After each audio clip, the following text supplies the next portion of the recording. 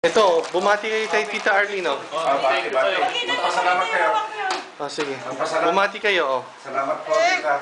Salamat po, Tita. Salamat po. Muslim. Tita, thank you po sa binigay ng regalo sa amin. Naks na galing! Ikaw naman, Roxanne. Hindi ko alam ang sasabihin ko eh. Thank you pa. Thank you pa. Sige na. Thank you po.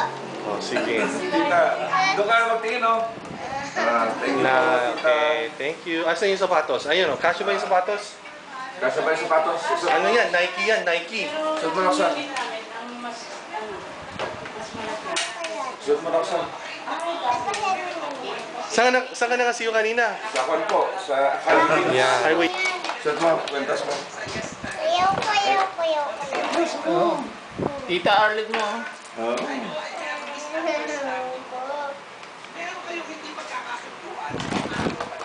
So, nandidiri ako talaga sa mukha ni Junisha. Uy, may kayo na nakaready na, oh. Baga pa yung sapatos, oh. Hello, Diwata. Nike yan. Naman sa si Roxanne. Uy, ano? Dalawa sana eh. Hindi namin makita. Baka masyado maliit. Malaki pa ako nito. Oo nga eh. Okay, go. Thank you po. Thank you po. Tita. You stand up there so that they can see your sandals. Thank you po, There on tita. top. Tayo ka doon. Tayo Thank you dyan. po, tita. Tayo ka dyan sa taas. Tayo ka dyan para makita Sige, tayo. Sa taas. Tayo kaya lang baka ma-slide. May activity sa school. Ikaw na pwede gagawin nila. Oh, look at the sandals, oh. Oh, yeah. Wow! Neto. Thank you po. Oh, ayos. Yan o. O yan ang kinain namin, Arlene, oh. Sarap magluto. Si ate. Andun yung makeup mo, ano? Thank you, Yan. Who is this? This is the place. Ah, si Rudy. Kala ko lalaki. Yung pinakaunang vestino namin sa kanila. Madilim kasi. Nakapampers pa yata siya. Ate, paano yun ang ano mo? Opo. Diyan, kunin mo nga yung folder. Ibibidyo ko. Para may remembrance din ako. Ito ang aking folder. Diyan. Arlene, itong folder ko nung nasa ministeryo ako. Ang katunayan, meron akong pangalan at pirma. Saka yung sulat ko, kamo ito pa rin. Ito pa rin. Siya nagbigay sa akin ng pirma yan eh. Ayan. Kaya ngayon, dahil dyan, naging Pangulong Tiago na lang ako. Katulong ng mga ministro. Mas mahirap na trabaho.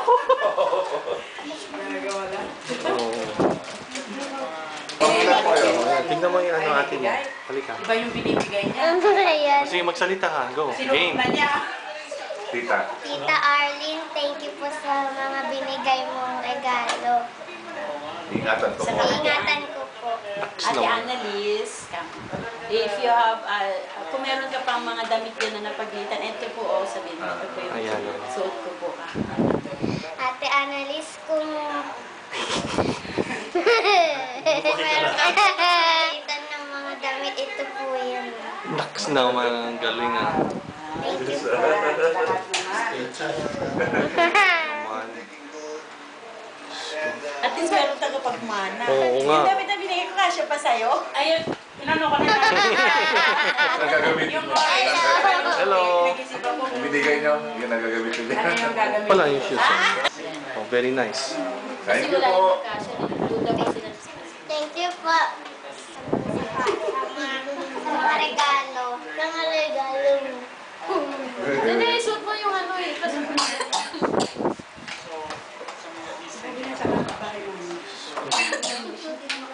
Ayaw. sabi niya. Kasi tinuturuan yung bata. Ay, every. Mag-English din siya kasi. Hindi, tinuturuan niya Sabihin mo lang. na. Thank you po. Thank you po. Thank you po. Tita Arlene. Tita Arlene. Thank Sige, bilis. Thank you for all the gifts. Thank you. Sige, sabi mo, kaya mo yun. Sige, thank you. Sige, go. For all the gifts. All the gifts. Oh, say it again. Thank you for all the gifts. Thank you for all the gifts. Yes, great. Ang galing mo pala, no? Thank you for Oh. Oh. The gift. Oh. Oli ka, tabi kayo. Siya yung daddy ni Annalise. Ayan. Ayan, daddy ni Annalise siya. Ayan. Anong year ka na? Hello po. Hello po. Ay, kanta pala kayo. Good singers Game. pala. We dedicate our lives to you, Lord God, to serve your holy name. As members of the Church of Christ, and our salvation we shall fulfill. We dedicate our lives to you, our dear God and our holy church, until the day when Christ returns, and our salvation we shall earn. We dedicate our lives, dear God above, to follow all your will, to faithfully obey your words, and our salvation we shall fulfill.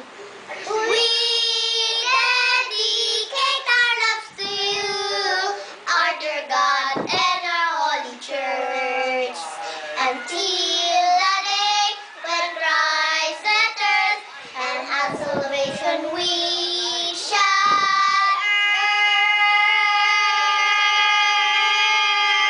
earn. Nice. Yan ang tama.